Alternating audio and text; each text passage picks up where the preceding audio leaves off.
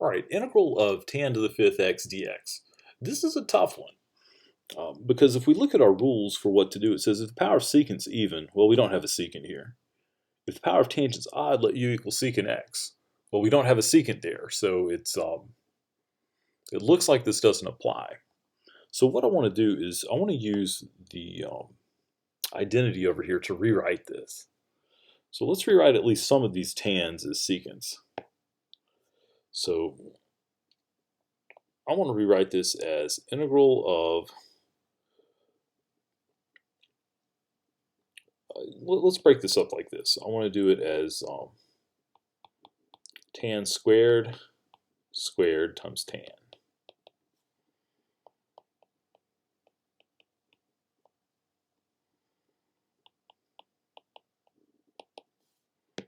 All right, so if we do that, I can rewrite this tan squared now as secant squared minus 1.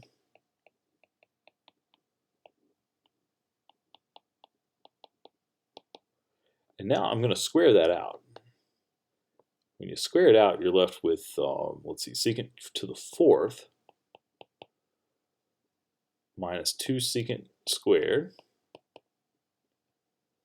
minus, plus 1. And all that stuff is times tangent. Tan x dx. Okay, so we've got all that. Now let's distribute this tan across each of these things. And I'm going to, instead of writing that out as one integral, I'm going to separate it into 3 integrals. That way we get integral of secant to the fourth tan x dx minus 2 times integral of secant squared x tan x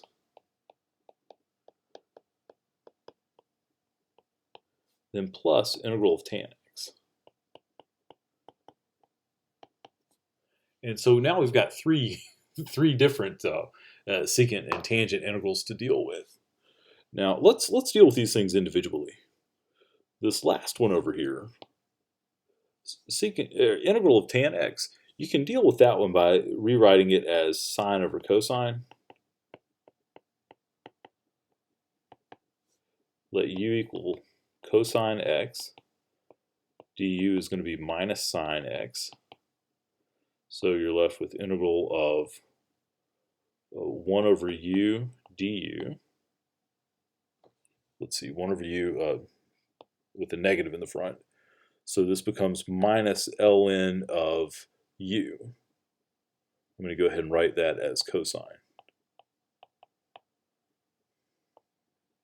Okay.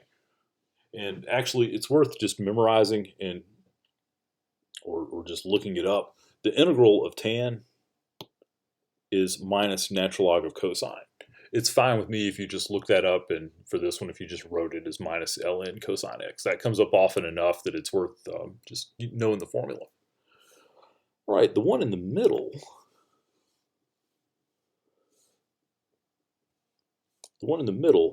we can let u equal tan.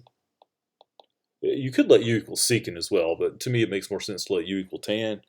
And du is going to be secant squared x dx. So you get minus 2 integral of, let's see, u du, which is minus 2 times 1/2 u squared.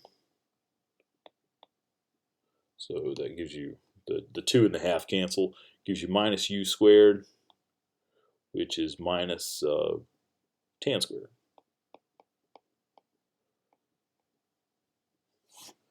And this integral over here, you got secant to the fourth tan x. I think, well, let's see, if we go back up here, power of secant is even and the power of tangent is odd. So we can use either one of these. Which one's going to be easier though? I think if we let u equal secant, honestly, I'm not sure. I'm going to start it with u equals secant and see what happens. If you let u equal secant x, du is going to be secant x tan. Yeah, this is what we want to do.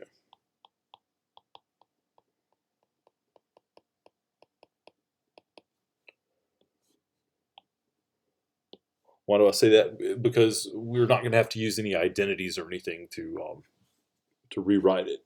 You can just simply rewrite this as integral of, let's see, 3 of these would be u cubed, and that would leave a single secant and a tangent left over to be our du.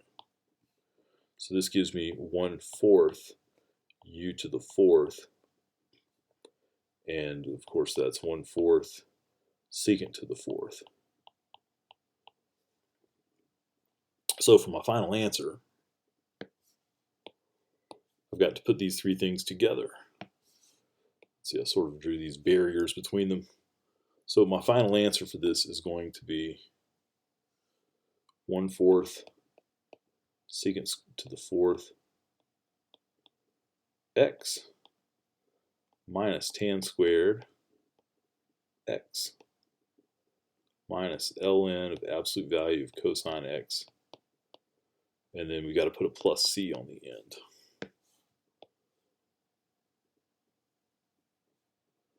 And so that is our answer.